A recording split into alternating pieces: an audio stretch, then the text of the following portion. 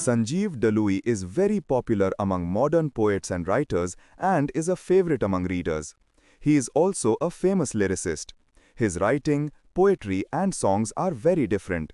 He also regularly writes rhymes for children. His own love and satisfaction is the most when it comes to composing songs. His various writings, poems, rhymes, songs have been published in various magazines of West Bengal and all over India.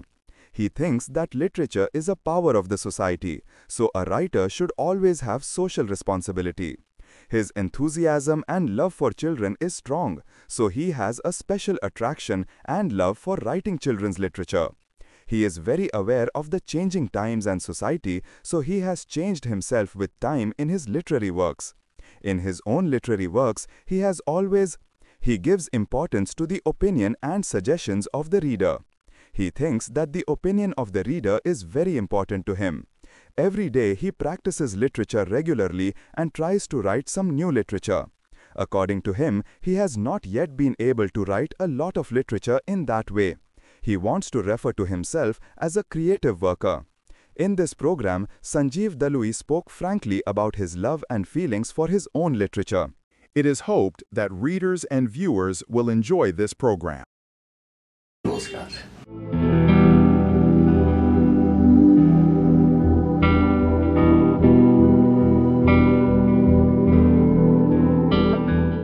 গান লেখার সূত্রপাতটা আমি গান শুনতাম, গান আমি খুব ভালোবাসি, তাই আমার মনে হয়েছিল গান যদি কিছু সৃষ্টি করি, আমার মনে ওটা আপনিই এসেছে, ওটা ইচ্ছা করে আনতে হয়নি আমায়। গান ভালোবাসি, সেই অনুযায়ী গান লিখতে ইচ্ছা হলো যে আমি দেখি তো গান কিরাম লিখতে পারি, সেই হিসেবেই গান লেখা শুরু করি আমি।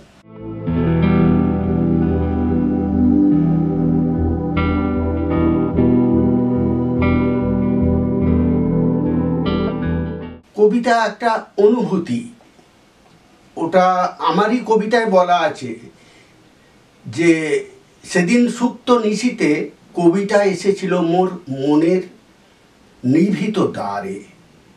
তা কবিতা নিভৃত দ্বারে এসে যায় মনে, জোর করে আনা যায় না, এটা অন্তত আমার ব্যক্তিগত মত। কবিতা আসে, কবিতাকে আনা যায় না।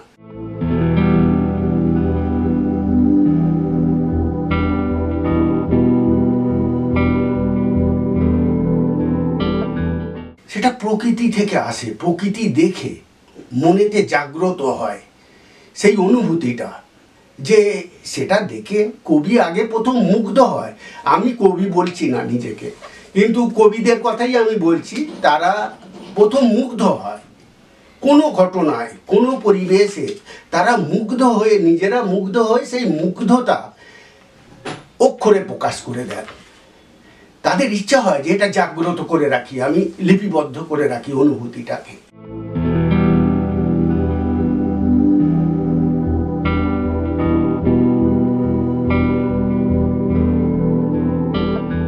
হ্যাঁ, নিশ্চয়ই কবিদের দায়বদ্ধতা আছে।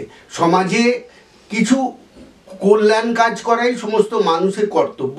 বঙ্কিমচন্দ্র বলেই গেছেন, যদি লিখিয়া কিছু করিতে পারেন লিখিবেন, নতুবা লিখিবেন না।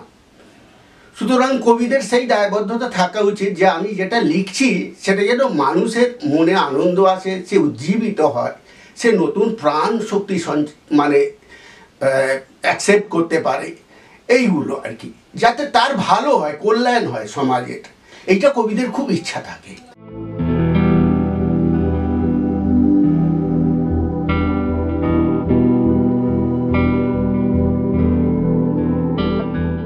হ্যাঁ, প্রাপ্তি অপ্রাপ্তি, রাত জাগা, হ্যাঁ রাত তো জাগায় কেউ, সেই রাতটা জেগে কবি যে লিখছেন তার সেই অনুভূতিটা প্রকাশ করছেন। কবি যে দুঃখের কবিতা লেখেন, কবি লিখতে লিখতে কাঁদেন অনেক সময়, তার কান্নাটা তবেই সেটা মানুষের মনকে স্পর্শ করতে পারে। সে নিজে যদি না কাঁদে, মানুষ কাঁদবে কেন?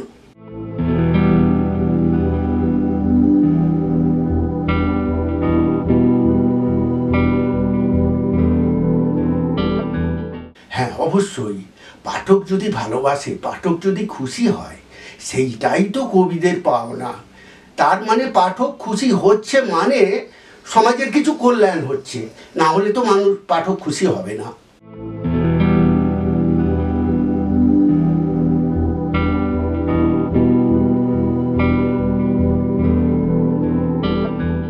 বস্তুত আমি শিশুদের খুব ভালোবাসি, শিশুদের খুব ভালো লাগে, আমি শিশুদের সঙ্গে থাকিও, যেচে যেচে শিশুদের সঙ্গে আমি ভাব করি। তা এই ভালো লাগা থেকে শিশুর মনটাকে জানা যায়। তার মনটা, সব শিশুর মন এক নয়, কিন্তু মোরাললেস তাদের চিন্তা ভাবনাটা মোটামুটি ছোটোবেলায় একই থাকে সব। তা সেই জিনিসটা যদি ছোঁয়া যায়, ধরতে পারা যায়, তাহলে সেটা ছোটদের মনকে আকর্ষণ করবে। তারা কোনটা ভালোবাসে, কোনটা চায়, তাদের যাতে মনের প্রফুল্লতা বাড়ে, উৎসাহ বাড়ে, আনন্দে নাচে, সেরাম যদি ছড়া লেখা যায় তাহলে তাদের ভালো লাগবে।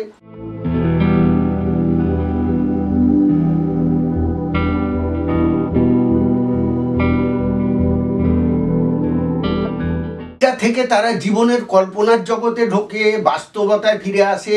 ছড়ার ভূমিকা আছে সেখানে। একটা শিশু মনে যে ছড়াটা গেঁথে যায়, সেই ছড়াটা সে বয়স বেশি হয়ে গেলেও সেই ছড়াটা মনে মনে আওড়ায়, কারণ সেই অনুভূতিটা তার ভালো লাগে, সেইটা নিয়ে সে জীবনের পথে এগিয়ে যায়।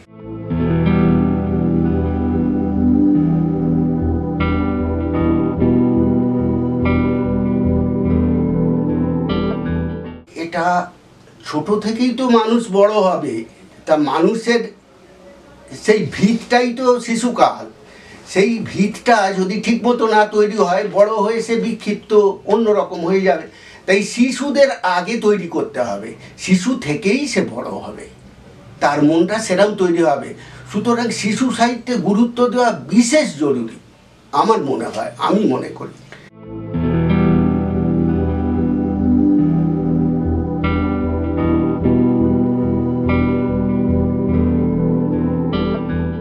গীতিকারের ভূমিকা সবচেয়ে বেশি থাকে, কারণ কল্পনাটা সেই প্রথম করে, তারপর সেই কল্পনার বাস্তবায়িত একদম কণ্ঠশিল্পী অবধি হয়, কিন্তু বীজটা তাকেই বুনে দিতে হয়, এটা চরম সত্য কথা।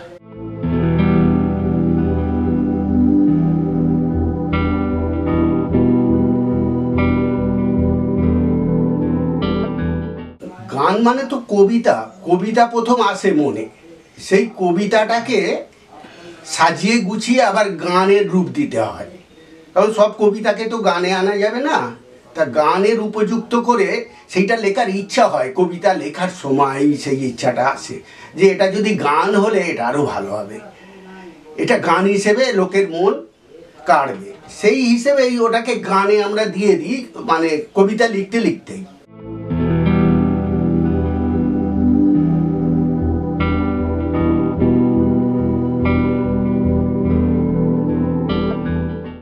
যে কবি বা যে লেখক, তার একটা ঘরানা আছে লেখার, সে সেই ঘরানাকে মেনটেন করেই সেটা করতে চায়, কারণ সে তার সার্কেলের বাইরে বেরোতে চায় না, কারণ সেইখানেই তার বিশেষ একটা উদ্দীপনা কাজ করে।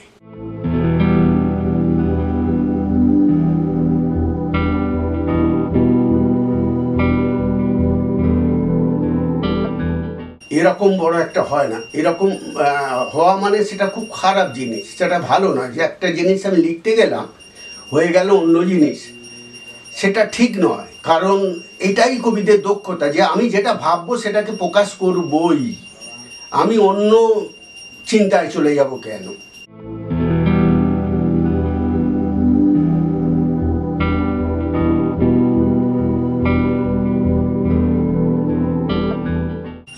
সেটা আমাদের দর্শকের রেসপন্সের ওপর আমরা কিছুটা বুঝতে পারি, যে দর্শক কিভাবে নিচ্ছে, কোন দর্শক নানা পজিশান থেকে, নানা জায়গা থেকে দর্শক যেভাবে আমাদের রেসপন্স করে, আমরা সেটাকে ফলো করি, যে জিনিসটা আমার কোন দিকে যাচ্ছে, সেই মতো আমরা কিছুটা রিপেয়ার করে দেওয়ার চেষ্টা করি, যে এইভাবেই দর্শক নিচ্ছে, তাহলে মনটা এইভাবে ঘুরছে।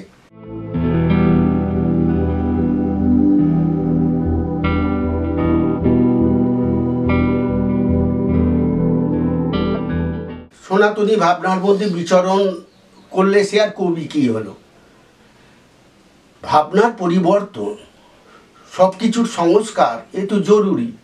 কবিতার মূল বিষয় হলো ভাব। ভাষার ঝংকার দিয়ে দিয়ে একটা কবিতা আমার অন্য ভাষায় অনুবাদ হতে পারে, ফলে সেইটা আমাকে বিদেশি কবিদের সব লেখা আমরা পড়ি, বাংলায় অনুবাদ হয়েছে, তার মানে তার ভাষাটা আমরা আর দেখছি না, দেখছি তার ভাবটাকে। ভাবই হচ্ছে মূল চালিকা শক্তি। যদি কবিতা এমন হয় খালি ভাষা দিয়ে ঘুরিয়ে পাল্টিয়ে একই জিনিসকে বারবার লেখা, নতুন ভাবের আবিষ্কারই কিছু নেই, সেখানে কবিতার সার্থকতা কি? কবিতার জন্ম হবে ভাব থেকে, ভাবটাই মূল বিষয়।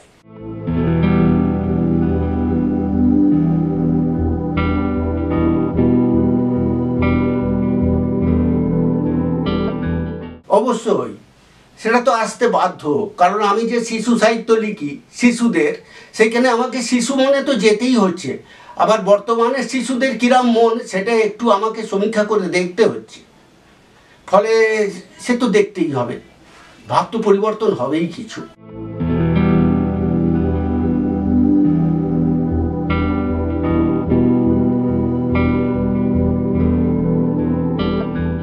অবশ্যই আছে, এবং সেটাকে খুবই প্রয়োজনীয়ভাবে আমাদের ব্যবহার করা উচিত।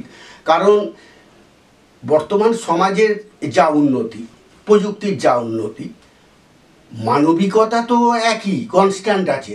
সেই মানবিকতা থেকে ঘুরে গেলে তো হবে না, প্রযুক্তিটাকে মানবিকতার কাজে লাগাতে হবে। ফলে সেই মতো শিশুদের তৈরি করতে হবে। আর সূর্য উঠছে, চাঁদ উঠছে, এ তো মিথ্যে হচ্ছে না, এ তো একই আছে, যতই আমরা প্রযুক্তি অন্যরকম জীবনধারা পাল্টে যাবে না কেন। কিন্তু মানুষকে মূল কেন্দ্রবিন্দুতে ধরে রাখাও একটা বিশেষ প্রয়োজন।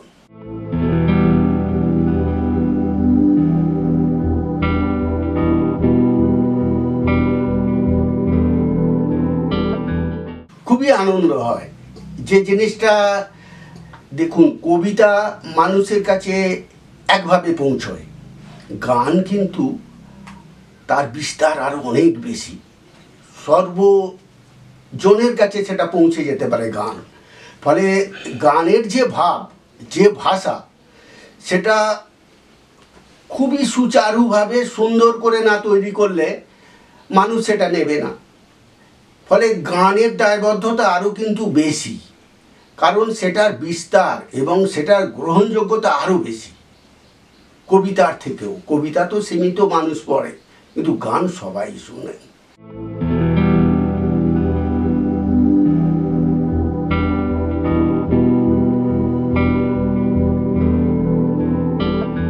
অবশ্যই সেটা কিন্তু ঠিক বলেছে, একেবারে সত্যি কথা। মানুষ আমাকে যদি চায় তাহলে আমাকে তো তাদের গ্রহণযোগ্য হয়ে উঠতে হবে, কারণ মানুষ চাইছে না, সেখানে একটা দায়বদ্ধতা বেড়ে যায়।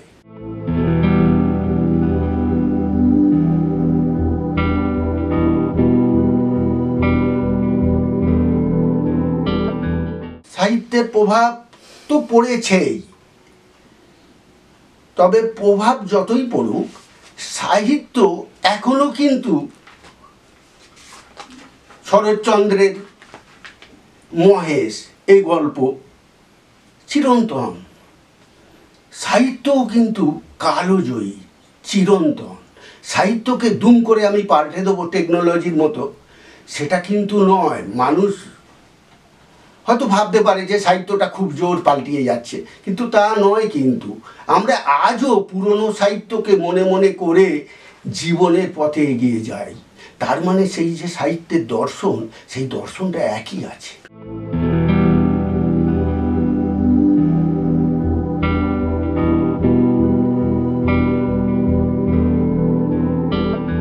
আমার তো মনে হয় যে এর স্বপ্ন আরো বেড়েই যাচ্ছে, কমছে না। নতুন নতুন স্বপ্ন মনে জাগ্রত হচ্ছে, নতুন নতুন কিছু লেখার, নতুন নতুন কিছু করার ইচ্ছা জাগছে মনে, আরো ভালো করে আরো ডেভেলপ করার ইচ্ছা।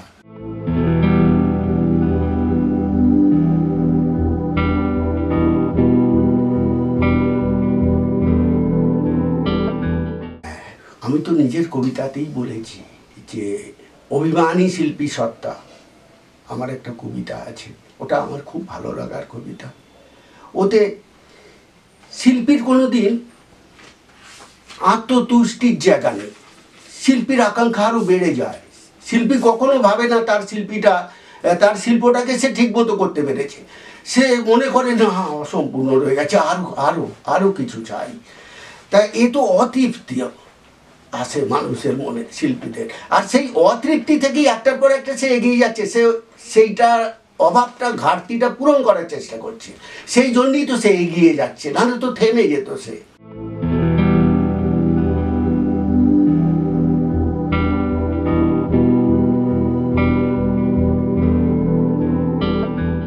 ওই যে বললাম না যে কেন্দ্রবিন্দু থেকে সরে গিয়ে নয়, কেন্দ্রকে বজায় করে ভাবের আবিষ্কার আছে, এ তো অসীম অনন্ত। শুধু ভাষার উপর বেশি গুরুত্ব না দিয়ে নতুন নতুন ভাব সৃষ্টি করা, এটাই মূল উদ্দেশ্য হওয়া উচিত।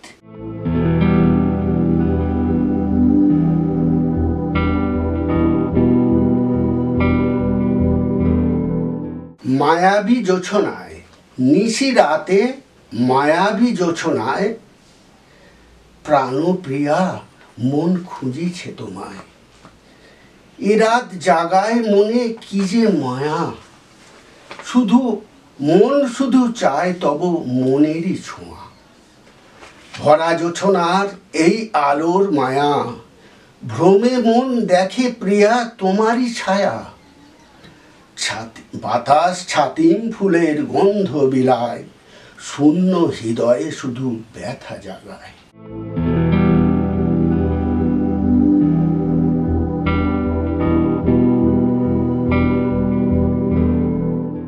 না বলা কথা, আমার না বলা কথা আর মনের ব্যথা, সবই দিলাম বলে ভরা নয়ন জলে। ওগো দুরন্ত সিন্ধু বাঁধন হারা, আমি সন্ধ্যা তারা, চেয়ে তোমার পানে রই সাঁঝ গগনে। বোঝো না কি তুমি আঁখির ভাষা, তুমি যাচো পর্বতেরে, অবহেলা কেন মোরে। ছোট আমায় তুমি ভাবতে পারো, অন্তর মোর হয়তো বড়। মুখ যদি বা মোর কথা হারায়, কথা তো রয় মোর নয়ন তারায়। চেয়ে নয়ন পানে তুমি বোঝো কি তা।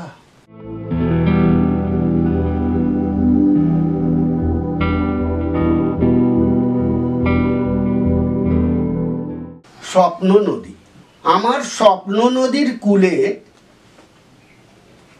তুমি কে এলে গো কে এলে। লাগলো চোখে মধুর আলো, জোয়ারে নদী কুল ছাপালো। এসে নীরবে মনোকুঞ্জ ছায়ে, কি ছন্দে মাতালে। নীল আকাশের পারে তুমি যেও না যেন ফিরে, উঠবে প্রেমের মুকুল ফুটে ভাঙা গড়ার সাগর তটে। কাল বৈশাখের নয়ন জলে উঠবে প্রদীপ জ্বলে।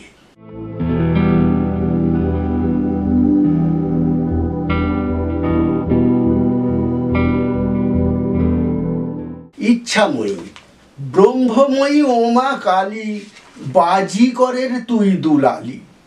ব্রহ্মপদ তুই দিলি না, খেলনা দিয়ে মন ভুলালি। তোর ইচ্ছে তো বুঝি নে মা, ইচ্ছাময়ী মহাকালী। আমায় এমন মানুষ কর না মাগো, খেলনাতে মন ভরবে না কো। কাঁদবো সদা মা মা বলে, ঘুঁচবে অশ্রু তুই মা এলে। তুই তো জানিস ভোজের বাজি, দে মা তুলে মনের কালি।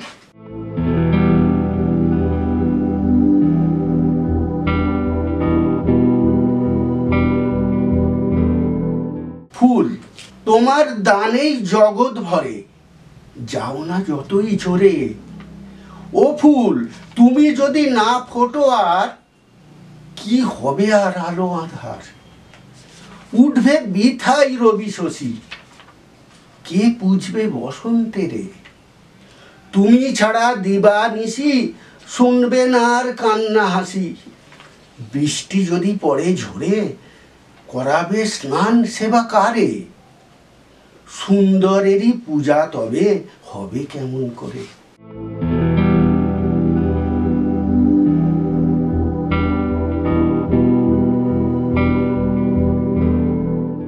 সেজেছো কেন এত, সেজেছো কেন এত, বাতাস সুগন্ধি ছড়ায়, দক্ষিণা বায় বারে বারে, সুন্দর আঁচল জড়ায়। নয়নে নয়নে এঁকেছো কাজল, মনে কি মায়া ধরায়। তুমি তো অপরূপা আমার নয়ন তারায়, বসন্ত বাতাসে সুন্দর নিরালায়, বলিবে কি সে কথা মোরে, যে কথা কণ্ঠে জড়ায়। বলো না মুখের কথায়, যা লেখা কাজল রেখায়, হৃদয় ব্যাকুল হলো হায়, কিছু কথা শুনিতে যায়।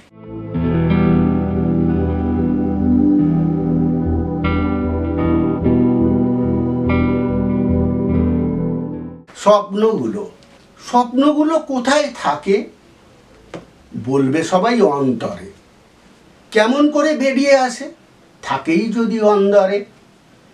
স্বপ্ন বোধহয় ছড়িয়ে থাকে এই ধরনের সবখানে, মনের আলোয় আসা যাওয়া লুকায় মনের এক কোণে। আলোর ঝর্ণা হয়ে বেরিয়ে এসে ধরায় যেন ফুল ফোটে, সেই ফুলেরই গন্ধে রূপে নতুন ধরা গড়ে ওঠে।